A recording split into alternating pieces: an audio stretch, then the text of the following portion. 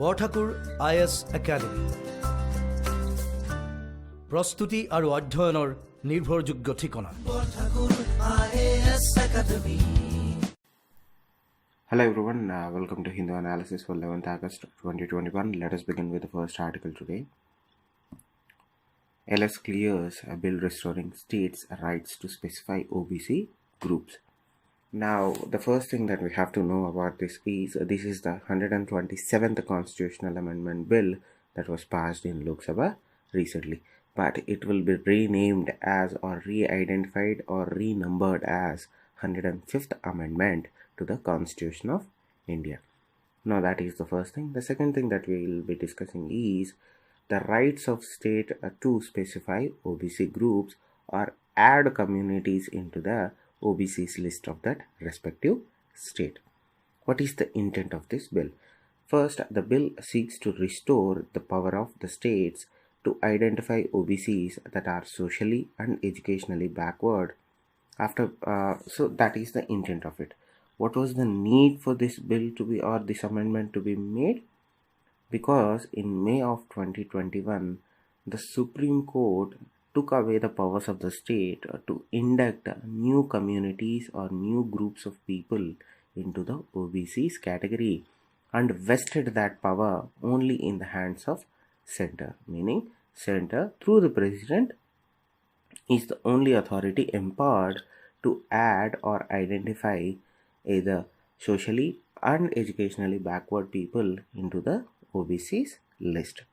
Now, why was this amendment necessary? Why did the government of India or the parliament had to bring this amendment, right? This amendment was made necessary because of the Supreme Court order. The Supreme Court, in its Maratha reservation judgment, upheld that the 102nd Constitutional Amendment Act, which specifically said that the President of India, in consultation with the state governors, would specify socially and educationally backward classes, taking away the power of state governments to do so. Since those powers were taken away by the Supreme Court of India, this bill or this amendment has been necessitated to give back the powers to the state governments, or to give back powers to the state that were taken away by the Supreme Court order. The third aspect of this is the reason why the Supreme Court of India took away those powers from the hands of state governments and vested it in the hands of the central government in the Maratha reservation case was that the Maratha reservation bill, or the Maratha reservation quota bill that was brought in by the Maharashtra government, crossed the 50% limit or the 50% mark set by Supreme Court of India through a constitutional bench. Since the Maratha reservation bill crossed the reservation percentage in the state above 50%, the bill was deemed not okay. So the third aspect that legislative representatives across India have been asking is to scrap the 50% cap on reservation currently put in place by a constitutional bench of Supreme Court of India. As far as what are the advantages of having a 50% cap on reservations, or what are the disadvantages, that are to be discussed another point of time. But nonetheless, this is the demand that has been made by multiple political representatives across India, that is to remove the 50% cap on reservation that is currently put in place. So that is the 127th Constitution Amendment Bill, soon to be renamed as 105th Constitution Amendment Bill, that tries to correct a Supreme Court order that Supreme Court order gave based on the 102nd Constitutional Amendment Act. So that is the bill that restores states' rights to specify OBC groups. Now, moving on to the next article, parties get 48 hours to publish candidates' criminal records. Right, in 2020 February 2020, a lawyer filed a petition in front of the Supreme Court stating that there needs to be a solution to the criminalization of politics. So it is not a secret that Indian political system has a problem of criminalization, that is criminalization of Indian polity. What eludes Indian populace is a solution to this criminalization issue. At various points of time, certain safeguards were brought into place through legislation or whatever it is, but the solution still remains elusive to this problem. Finally, it's like the something broke the back of the camel, and Supreme Court in February of 2020 decided that they find the legislature to be lax in formulating laws to address this criminalization problem of politics.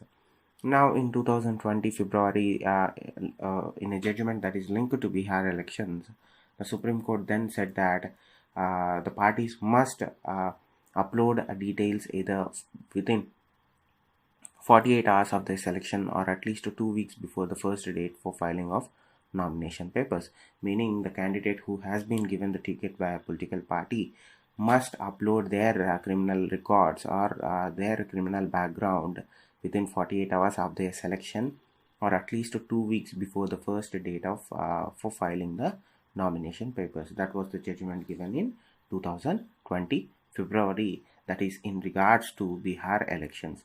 Later on, recently, the court was kind of ticked off by the inaction by political parties in Bihar, where when the review came up, the court found many parties did not comply with its February 2020 order. Hence, it threatened the political parties that it is going to initiate contempt proceedings against those political parties that negated or that did not follow their judgment or their 2020 judgment. So it imposed a fine of 1 lakh on various parties that participated in Bihar elections, right? So the court was also considering, and court was also following the matter thoroughly.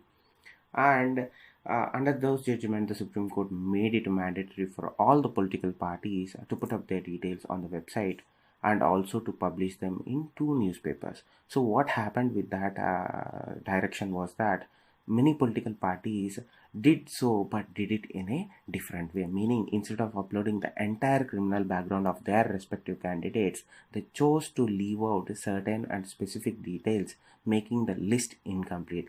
In certain cases, they left out entire candidates' criminal record by simply putting up a small case that they are facing somewhere or some regarding something or somewhere. So they kind of circumnavigated that part of the judgment or direction. And the second aspect was that the Supreme Court asked the parties to publish their candidate's criminal record in 2 newspapers. So, by taking advantage of the sentence 2 newspapers, they published those criminal records in some unknown and uncirculated newspapers that public doesn't have access to. So these were the tactics that were employed by political parties in that election to kind of circumnavigate the direction of the Supreme Court of India. And again, the Supreme Court was unhappy with the actions taken by the political parties in trying to avoid compliance with the court orders, right? And not only that, the Supreme Court also directed that a compliance report be submitted to the Election Commission of India within 72 hours of the selection of the candidate. So these were the kinds of directions given by the Supreme Court of India during that hearing, during that petitions hearing. During that hearing, the Supreme Court even noted and went on to say that alarming increase of criminals in politics is a concern for not only this court but also the entire population, because it kind of observed that the people of India are tired of seeing inaction from political parties. Now, let us look at the statistics of criminalization of politics itself. These numbers are kind of old, but we'll discuss the new numbers when they are made available to us.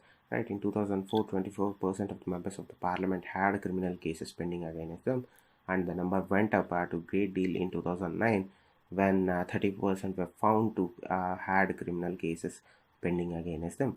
Again in 2014, 34%, and in 2019, as many as 43% of MPs had criminal cases pending against them. So this is not something like economy where growth is good. This number is a cause of concern and is alarming. Look at the number. In 2004 it was 24, and in 2019 it is almost touching 50%, where 43% of MPs had criminal cases pending against them. And again, you have to consider the implications of criminalization of politics and the impact that it would have on governance and it would have on the society as a whole. Right. Now, recently the Supreme Court took up, a petition was filed seeking contempt proceedings against the political parties for failing to adhere to the earlier Supreme Court order. Now, correcting or amending the 2020 order, February 2020 order, the Supreme Court kind of said that political parties must publish the criminal indictments of candidates within 48 hours of their selection. The amendment that they made to their prior judgment is that the earlier judgment asked 48 hours after their selection and or at least 2 weeks before in the nomination of the candidate is being filed. Now they took away that 2 weeks period, and they simply said that within 48 hours of a candidate selection you must publish their criminal record. And also the Supreme Court said that or observed that the legislature in its current structure was not likely to do anything to prevent criminals from entering politics and standing for elections, making their displeasure pretty clear, right? And they also clearly reiterated that the homepage of their websites, right? A political party has their political website, they have their own website. Now the Supreme Court directed that each political party must update their website and have a section named candidates with criminal indictments, and it must update its subsection within 48 hours of a candidate selection and make sure that under the caption candidates with criminal indictments, a candidate's criminal record has to be published, that too within 48 hours of their selection, right? And it went on to order the Election Commission of India also to launch a dedicated mobile app for voters so that they can get the details of the criminal history of the candidates at the touch of a button. And it also ordered a special cell to monitor the compliance of court orders by various political parties in India. So to just see some numbers, let us look at the statistics from 2020 Bihar elections, right? 70% of the candidates that were analyzed during the 2020 Bihar elections had criminal cases pending against them, and that 70% is a huge number. It's staggering to see that 70% candidates in a single state have major criminal cases pending against them. So this is one state, then you can imagine what would be the case in other states, and when you compare, when you club all these numbers from all the states, you can imagine the number of candidates that are being fielded in elections, general elections or assembly elections or local elections or whatever it may be, that are being fielded by parties, respective parties in respective states, having major criminal cases pending against them, crossing the 50% mark in an easy manner. Moving on to the next article, the United Nations Convention on Laws of Sea, UN Clause 1982. It's the convention that we discussed in a bit yesterday, the significance of it, the importance of it. Yesterday we also discussed how India is using its presidency month in the United Nations Security Council to further debate on maritime security, right? India conducted or facilitated a debate titled Enhancing Maritime Security, a Case for International Cooperation, where various heads of states or government participated, right? We tried to brought in a resolution that is an presidential statement that UNSC adopted that reaffirmed its commitment that United Nations Convention on the Law of Sea, which establishes the legal framework for maritime security, be adopted or be accepted by the UNSC, right? We kind of facilitated that through the debate that we conducted during our presidency. During this debate, Prime Minister of India, Mr. Narendra Modi, presented a 5-point formula to enhance maritime security and also facilitate maritime trade, all while adhering to international norms and a rule-based order. Now, before going into that, let us understand what UN Clause 8 is in the first place, right? United Nations Convention on the Laws of the Seas of 1982 is also known as Law of the Sea. It divides marine areas into 5 main zones, that are internal waters, territorial sea, continuous zones, exclusive economic zones, and high seas. Now, this is the only international convention currently in place which stipulates a framework for state jurisdiction in maritime spaces. It also provides a legal status to different maritime zones. With this ratification, or with this convention, 3 new institutions were created to facilitate communication and grievance redressal or dispute redressal in maritime domain. One is the International Tribunal for Law of the Sea, the second is the International Seabed Authority, and finally the Commission on the Limits of the Continental Shelf. This is a bit brief about the UN clause, that is United Nations Convention on Laws of Sea. Now let us look into the problem that the Indian government or the Prime Minister Narendra Modi was trying to raise in the UNSC debate. Now, yesterday we were trying to keep the focus of the discussion during the debate on building maritime ties and developing maritime infrastructure through regional cooperation initiatives, right? But immediately after, the discussion of the debate veered towards a little bit of squabbling between major nations, right? Major nations like US, China, Russia traded barbs on each other in regards to each other actions in respective spheres, right? America accused Russia and China of trying to change status quo in their respective areas in respective seas, and also alleged that Russia and China are abusing maritime resources and are disrespectful of territorial sovereignty of other nations, and was also saying that you are trying to bully other nations into compliance through sheer military might.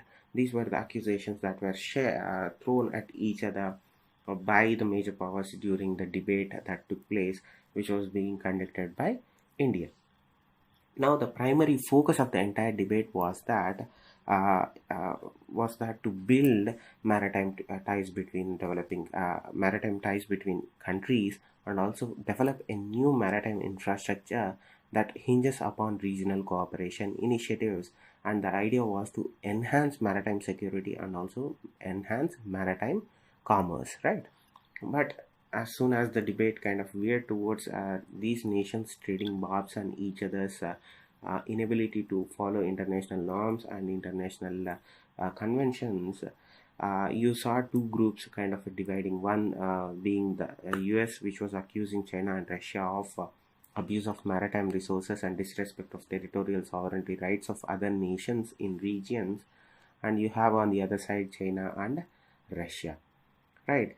To his credit, Prime Minister Narendra Modi has brought forth a five-pronged plan that has the meat to enhance maritime security worldwide, where we talked about, or the five-pronged plan talked about cooperation, including removing barriers to legitimate maritime trade, settling maritime disputes peacefully and based on international law, and also jointly face natural disasters and maritime threats that was being created by both non-state actors and state actors, and also the environmental aspect of it, where we are trying to preserve maritime environment and resources, and also to encourage a mutually respectable and encouraging responsible maritime connectivity.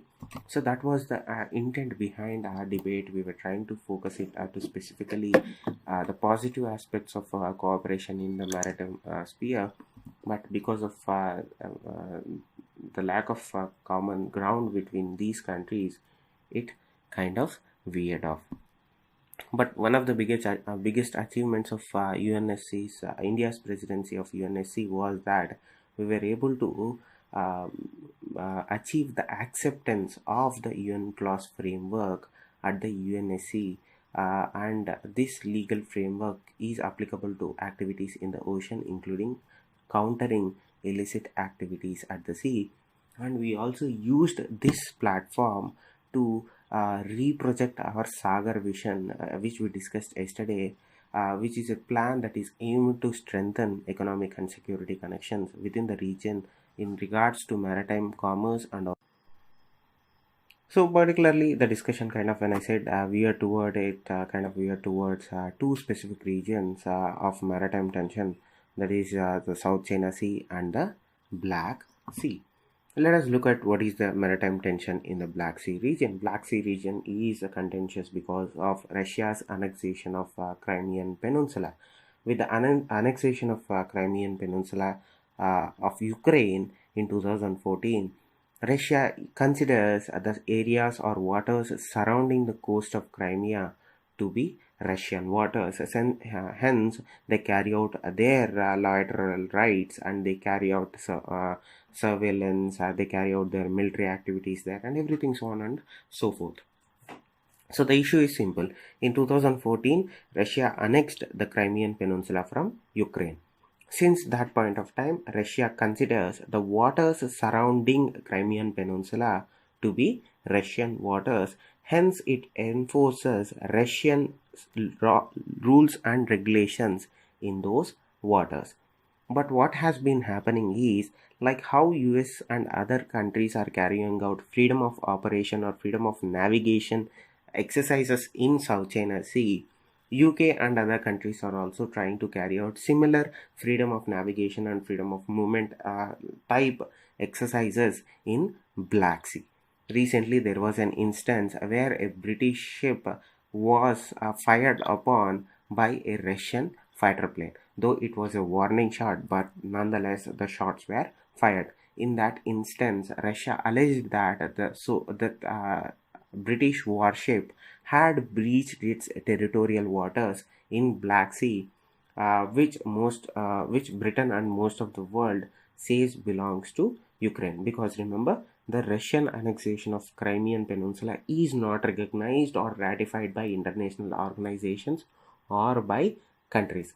Few countries that are pro-Russian or leaning towards Russia have agreed or have identified the annexation of Crimean Peninsula. But in large democracies do not recognize that. India has been silent in this regard. But to remember, it's a map pointing thing. The Black Sea is also connected to the Sea of Azov by the Strait of Kerch. Now, this is one area where Russia is laying claim to waters surrounding the Crimean Peninsula, and this is one friction point where we are seeing friction between Russia and other countries. And the country that is leading charge in Black Sea area is Britain. Now let us also look at the South China Sea issue. The current dispute is in regards to 9-dash line and islands of Parcels and Spratleys, which are claimed in whole by China and also claimed in whole or in part by number of surrounding countries. Right, China uses this 9-dash line theory to justify its historic rights over the South China Sea. They claim the entirety of South China Sea, including the reefs, islands, or whatever it is in South China Sea, to be their own based on the 9-dash line theory. Now, the parts of these islands that are situated in South China Sea are also claimed by Taiwan, Malaysia, and Philippines and Brunei. Now, we know there is no law lost between China and Taiwan. That makes this point, this contention or this issue far more importance for China to assert its supremacy in the South China Sea. Now, China has been pretty much aggressive in this area. China has conducted or carried out aggressive actions in South China Sea and East China Sea. They have been actively carrying out island building, and they have been bullying countries by using its fishing militia, where a group of trawlers of fishing vessels of China bully other countries or other nations fishing vessels out of territory or out of that part of sea. And they have been a source of international concern for a long period of time, and we have been seeing repeated freedom of navigation operations being carried out by US Navy also. That was also a point of contention between China and US, right? In 2016, the Permanent Court of Arbitration declared the China's claims in South China Sea to be illegal. Even it declared the activities that they were carrying out in the South China Sea to be illegal. But Beijing has been, or China has been saying that the International or the Permanent Court of Arbitration has no locus standi. We do not recognize that organization. Hence, their rulings don't have any effect on our actions or our sovereign claims. Now look at what is happening in South China Sea. What is happening is there are certain reefs that China is reclaiming and is turning them into artificial islands, and has mostly militarized those artificially reclaimed islands. And it is using its fishing militia, it is using its navy, it is using its naval resources to bully other nations into compliance. This region is significant because of the maritime commerce that this region brings, and also this region is kind of dubbed to have a large untapped wells of resources, natural resources, oil, gas, and other natural resources. So it's both an strategic thing, it's both an economic thing that China is trying to assert in the South China Sea. Now these are the two issues that kind of divided or derailed the debate that India initiated in UNSC in regards to maritime security and maritime cooperation. Now, whether India is the president of UNSC or not, India must strive to promote maritime security and ensure that a trade takes place through sea routes. What it requires to achieve this goal is the adroit in negotiation or negotiation stance that is to be taken by India. When we have these squabbling superpowers that are fighting over each other's claims, India must take a stance that seeks resolution to these conflicts, which are very real, and try to address what is the conflict at heart of this disputes. Right, at the heart of these disputes, you have certain core issues that can be resolved through negotiations and through talks, and India should use its might or use its position in the world to try to find a solution to these conflicts and try to address issues at the heart of that disputes. Now, many have been saying that UN clause lacks teeth for enforcement, right?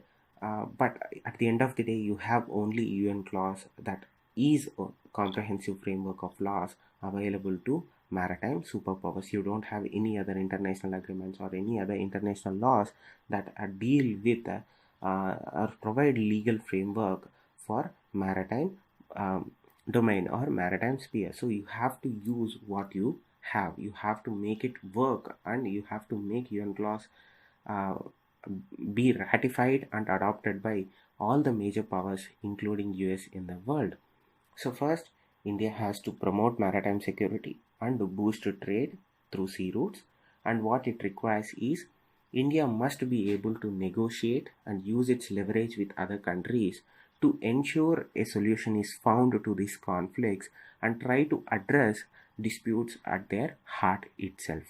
Now, as far as the criticism that UN clause lacks teeth and its enforcement, India must ensure that whatever we have right now, you cannot create something new, because since we don't agree on what we have right now, asking for something to be created new is a foregone conclusion at this point of time. So India must try to use, or the countries in the world must try to use what we have with us right now and try to make it work, right?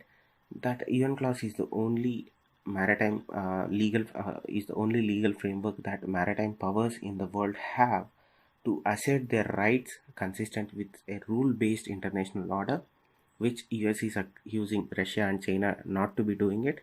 In the case of China, it is absolutely true that they are throwing every rule-based thing in the book out of the sea into the sea. India must, at this point of time, should advocate for the ratification of UN clause by all major maritime superpowers, including US. That would be one way that we kind of see India achieving its Sagar initiative, its maritime goals. Thank you. Stay safe. Namaste. Borthakur IAS academy প্ৰস্তুতি আৰু অধ্যয়নৰ নিৰ্ভৰযোগ্য ঠিকনা Borthakur IAS Academy.